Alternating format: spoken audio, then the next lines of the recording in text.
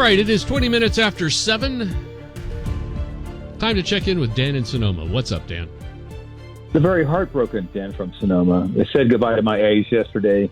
You know, it's settling in. They're, well, what's going to happen moving forward, who knows?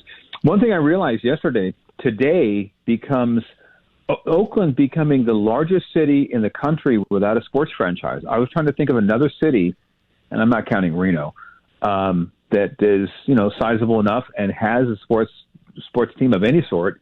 Oakland has none. They had 3. Now they have none. Yes. Yeah, that's just the way it is. It's sad. But anyway, I'm glad it went. It was a good game, and it was a great memory that I'll have forever. D-pads going to the border, this thing by Kamala Harris is going to backfire. I just don't know how it's going to backfire. A couple of things come to mind regarding what might happen. Will she order the Border Patrol agents to clean up the area? Kind of like when they cleaned up San Francisco when Xi Jinping showed up. Or will it be like Baghdad Bob? Remember him? Baghdad Bob. Not easy to say early this morning when he was reporting that Iraq was winning with bombs literally exploding behind him. I don't think, again, nothing she's done has worked. This is going to explode in her face. I don't know how, but we'll see what. I know she's going to blame Trump.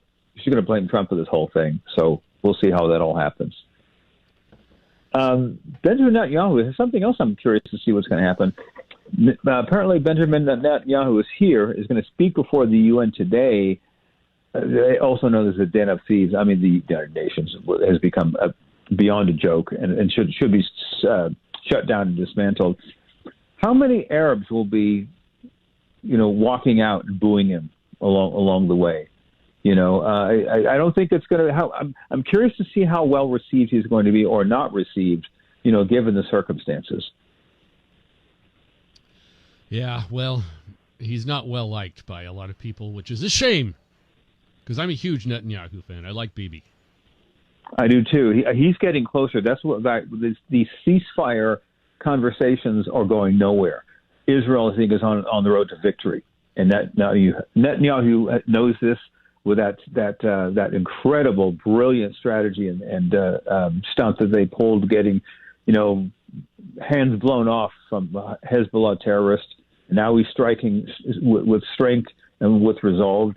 There's no reason to engage in negotiations or ceasefire because they're winning. And also, the conversation of all the hostages has really fallen to the wayside.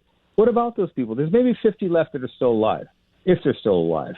So there's no conversation about that. So that's the genesis behind the ceasefire, if there was one. But again, the Hamas terrorists have no intention of releasing them. They used to be, according to intelligence reports, and I know these are dicey because it's fog of war.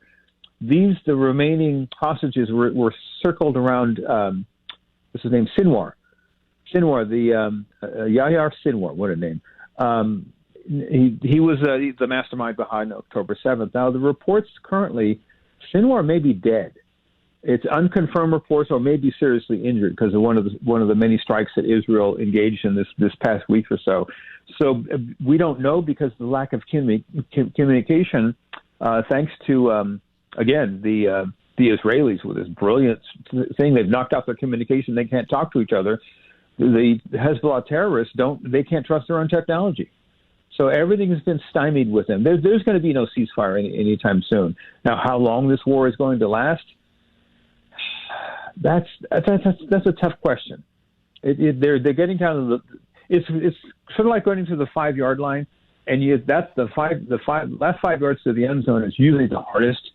So this might spill over well into next year. Who knows? But I don't think it's going to last more than years. It's not going to be like the Ukrainian war, which never ends and the money never ceases to leave out of the states and over to that region. No, Netanyahu's serious about this. And, the hell with the critics, including some of the conservative critics, are saying that Netanyahu's extending this war. No, he's not. No, he's not. He wants this war over, but he wants to win. And so, again, you and I are both in the camp of Netanyahu. This is a man I wish was running our country. No kidding. Yeah, the ceasefire thing is a joke anyway because Hamas, Hezbollah, they're never going to stop. All ceasefire means is Israel stops shooting. and the opposition gets time to regroup. Exactly. So let me leave you on one last thing. A story that I wanted to mention several weeks ago, but you were on vacation for a week. Remember when they did clean up San Francisco when Xi Jinping Pong was here, and there were protesters out there. You didn't see them because they were pushed off to the side. China was allowed to send thugs to intimidate many of them. That was never reported. Now the question is, with all these thugs to intimidate these protesters, did Gavin Newsom know about this? Did Joe Biden know about this? Did London Breed know about this? I think they did. Yeah. The corruption just goes deeper than most people think.